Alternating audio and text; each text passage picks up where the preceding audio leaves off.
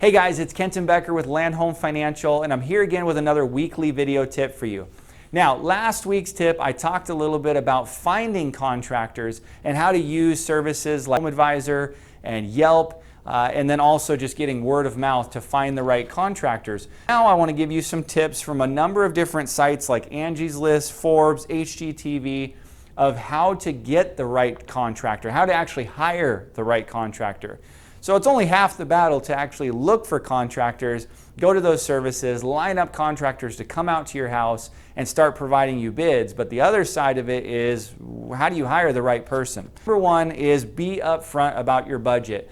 When you go to those sites and you have, let's say, 3 or 4 different contractors come out to give you a bid on a remodel project for your kitchen, number one, tell them what your budget is. Say, hey, this is how much I can spend on this, so that they can make sure that the quote they give you is within that budget. Doesn't do you any good if you're only looking to spend $10,000 or $15,000 on a kitchen remodel and then they come back with a quote of $30,000. That's not even a valid quote for you because it's way out of your budget. And ensure that they can provide a complete job within that budget. This is not just oh, we'll do half and then you got to pay for the materials. No, make sure it's fully in that budget. Number 2 is from Forbes.com, and they say, hey, if you're down to a couple different contractors, make sure to check out their work. So ask them for some source work. If they have pictures of a recent job, if they can show you work of what they've actually done, and maybe even getting some customer reviews as well. That's going to help provide some references in a way to actually look at the work that they've actually done. A lot of this is helpful with services like Homebuyer and Yelp,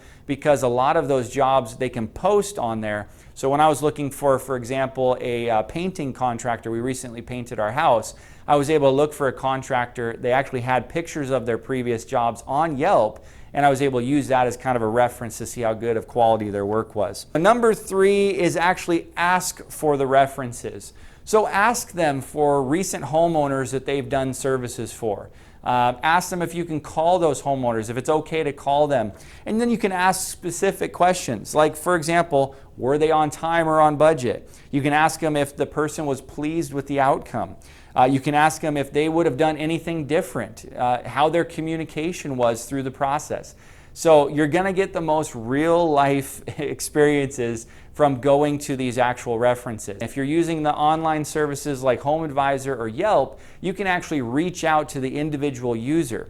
So if you go on there, you can see user reviews, and you can send a private message to that user and ask them what their actual experience was. Sometimes people kind of let on in their reviews, but then they kind of really tell you how they felt if you just reach out to them. The 4th and last tip is, once you've priced out your project and you've chosen a contractor, make sure to get it in writing. Don't just take their verbal, oh yeah, we can do this for about $10,000, we'll call it good. You are asking for that price to come in higher or different than what they told you. And also get a detailed time frame, total cost. If there's any payment arrangements, I'll pay you half up front or in draws, or get their contractor's license number so you can look that up as well. Get the project description, the names of the parties involved. So if they have subcontractors or other people who are going to be working on that job, make sure to get their information, and how to handle additional costs if they are necessary.